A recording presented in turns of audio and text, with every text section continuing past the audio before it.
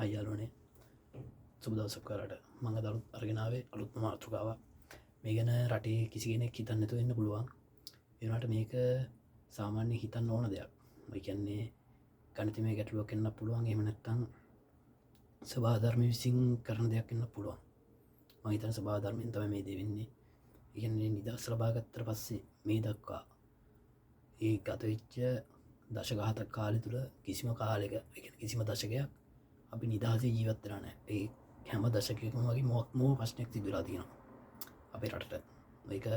අවුරුද්ධාය ඇතුළත මොක්කරගේ දවාචකයක් ඇත්තම කතාව දැන් උදාහරණ විදියට බැලුත්තේම 50 දශකය 50 දශකයේ අපි යාලා තිනෝ ඉතිහාස කතාවලින් 56 ජාතිවාදී කෝලය ලක්කනා කියලා 56 ඒ වගේම 57 58 මාර්ගය මතක හැටියට ලොකු ගංගතුරක් විශාල ගංගතුරක් ආවා කියලා ඒක තමයි මේ දක්වා තිච්ච විශාලම ගංගතුර මේ ගිය කාලේ විච්ච ගංගතුරට කලින් තිබුණේ 56 මහා ගංගතුර කියලා මට මතක විදිහට කියන්නේ එහෙම එතකොට 60 දශකයේ සාමාන්‍යයෙන් රටේ දේශපාලනයේ උඩි යටිකුරු වෙන්න ගියපු දශකයක් මොකද හමුදා විසින් දේශපාලන කුමන්ත්‍රණයක් කරලා බලය අල්ලගන්න ගියා සිරිමාව මැතිනියකින් එතකොට ඒක කලින්ම වෙච්ච නිසා ඒක කරන්න බැරි වුණා එතකොට 70 දශකයේ 70 දශකයේ කියන්න දෙයක් නෑනේ අපි හැමෝම දන්නවනේ 70 මහා කැරැල්ල 5000ක් මිය ගියා කියලා කියන්නේ උනාට නිරණලත් සංඛ්‍යා තින්නේ 18000කට මැරුණා කියලා මැරුවා කියලා එතකොට ඒ දශකෙත් එහෙම ඊට පස්සේ 80 දශකයේ සමය අපේ රටේ අති භයංකාරම දශකයේ 83 කළු ජූලිය සිංහල දෙමළ මිනිස්සුන්ගේ හදවත් නවත්තපු තැනක් ඒ වගේම 87 88 89 ඒ කාලේ ජප භීෂණයකොට UMPගෙන් තමයි ජප මත භීෂණය පටරලා එතන 60කට අධික රටේ තරුණ පිරිස මල්ලයි දශක ඉවරට මීවර කර 90 දශක පටන් ගන්න කාලේ නම් උතුර යුද්ධ නිසා අපේ සෙබුරු බරගානක් නැති වුණා රටට 90 අලිමංකඩ 91 කොකාවිල් මාන්කුල 93 පුනරින් එතකොට 96 මුලතිව් ඒ වගේ 98 කිලෝච්චි ඒ යුද්ධවලින් මුලතිව් විතරක් 1500ක් එතකොට ඒ ඔක්කොම බැලුවොත් එහම 6000ක් විතර තරුණ ජීවිත ඒ දශකයේ ඉවරටම ඉවරයි 2000 දශකයේ පටන් ගත්ත විතරයි පටන් ගන්නකොටම 2000 අප්‍රේල් මාසේ අලිමංකඩ සෙබළු 900 ගණක් මගේ මතකේ නිවැරදිනම් ඊට 2004 සුනාමිය 30000කට වැඩි එතකොට ඒ දශකෙත් ඉවරටම ඉවරයි 2009 2006න් පටන් ගත්ත යුද්ධේ 9 ඉවර වෙනකොට ඒක සම්පූර්ණ ඉවරටම ඉවරයි 50000කට වඩා මිනිස්සු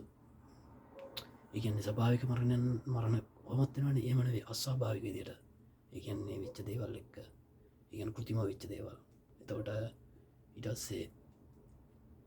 අපෝ ඊළඟ දශකයේ 2011 ඉඳන් 2010 ඉඳන් 2020 දක්වා පාඩුවේ මාව 2015 දී දේශපාලන බරාරකයක් වුණා ඒ දේශපාලනික පැත්තෙන් ඒක ප්‍රශ්නයක් නෙවෙයි ඒ වුණාට ඒ දශකයේ පාඩුවේ ටික ඇවිල්ලා 2019 හරියට බෝම්බ ගහලා ඒ දශකෙ විනාශ වෙලා ගියා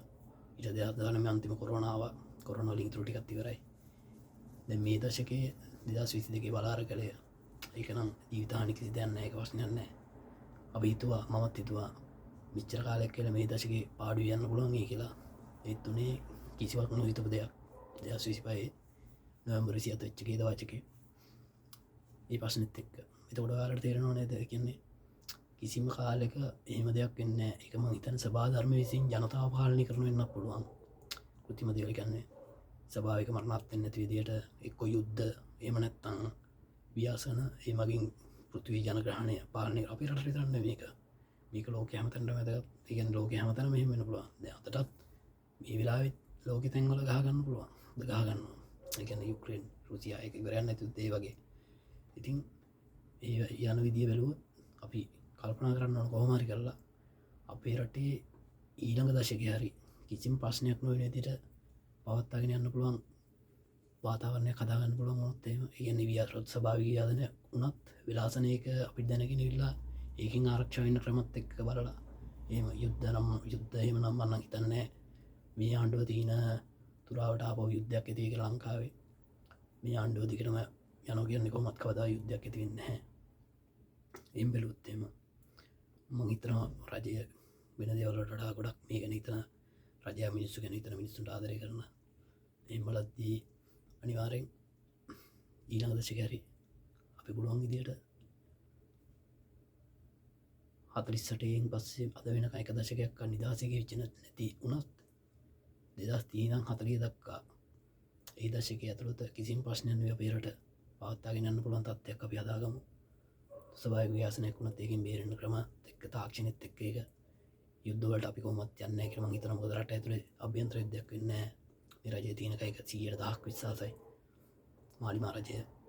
ඒකට ජාත්‍යන්තර යුද්ධයක් ඇති වෙන්න පුළුවන් ඇති වුණත් නොවුණත් අපි ඒකට සම්බන්ධ වෙන්නේ නැහැ. මොකද අපි නොබැඳි ජාතියක් විදිහට ඉන්නේ. ඒ විදිහවලුත් එක්ක.